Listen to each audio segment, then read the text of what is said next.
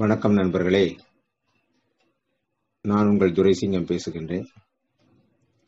மலர் மருந்துகளில் 30வது மலர் மருந்து sweet chestnut, SWEET sweet, CHEST chest, NUT nut, sweet chestnut.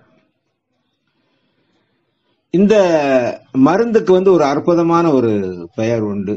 என்ன பெயர்னு கேட்டீங்கன்னா, மிராக்கிள் இன் மெடிக்கல் ஹிஸ்டரி அப்படின்னு சொல்லுவாங்க. மிராக்கிள் இன் மெடிக்கல் ஹிஸ்டரி. இந்த ஸ்வீட் செஸ்ட்டுக்குள்ள ஒரு அற்புதமான பெயர் மிராக்கிள் இன் மெடிக்கல் ஹிஸ்டரி. ஏங்கிறத நம்ம பின்னாடி பார்ப்போம். இதோட குணாதிசயம் என்னன்னு கேட்டீங்கன்னா, அளவுக்கு மீறிய துன்பம், விடிவே இல்லை என்று நம்பிக்கை இழந்துவிட்ட நிலை, பல வருடங்கள் துன்பங்களை அனுபவித்து மனம் ஒடிந்த நிலை.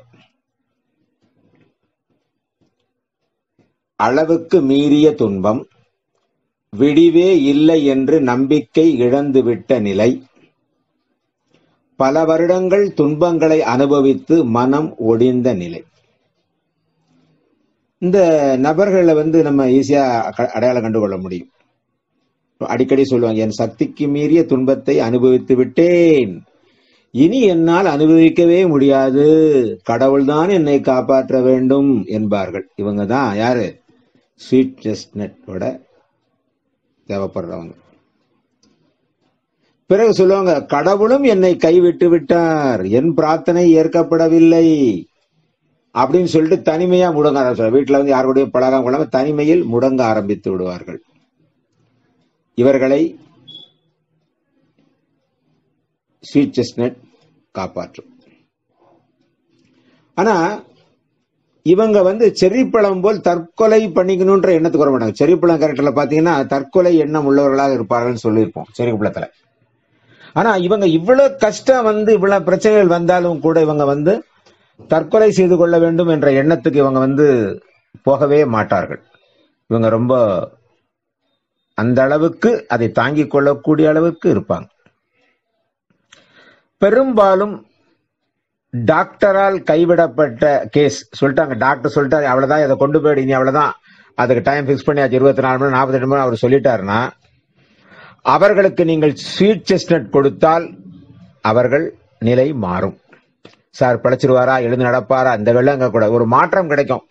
அவர் சொன்னார்ல 3 நாள்ல செத்துருவாருங்க, 3 நாள்ல சாக மாட்டார், அவர் ரெக்கவரிக்கு வருவார், அந்த நிலையிலிருந்து மீண்டு வருவதற்கான வாய்ப்பு வரும். அதனாலதான் இதுக்கு சொன்ன மிராக்கிள் இன் மெடிக்கல் ஹிஸ்டரி. இது பல கேஸுகள்ல நாங்க பல விஷயங்களை நாங்க சரி பண்ணி பார்த்திருக்கோம். இதுல எங்களுக்கு என்னன்னு கேட்டீங்கன்னா, ஒரு விஷயம் இங்க பதிவு பண்ண விரும்புறேன். என் உயிர் தோழன், இப்ப நினைச்சா கூட எனக்கு மனம் அப்படியே இறுகி போயிடும். அப்படி ஒரு நண்பர், அவர் ஜிஹெச்ல அட்மிட் ஆகி, நான் சொல்றது எல்லாமே 80களில் அவர் அப்போ எலெக்ஷன் நடக்குது, எலெக்ஷன்ல ஓட்டு போட போன போது அவரை போலீஸ்காரன் தள்ளி விட்டு, என்ன யோசிக்கிறீங்களா, இப்பவும் போலீஸ்காரன் பிரச்சனை இருக்குன்னு அப்பவே இருந்திருக்கு, தள்ளி விட்டு கீழே விழுந்து அவருக்கு தலையில அடிபட்டு அவரால் நடக்க முடியாம செயலிழந்து போய்விட்டார். அப்ப ஜிஹெச்ல அட்மிட் பண்ணோம். நாங்க டெலிகாம் டிபார்ட்மெண்ட்ல இருந்தோம், அட்மிட் பண்ணியிருந்தாங்க.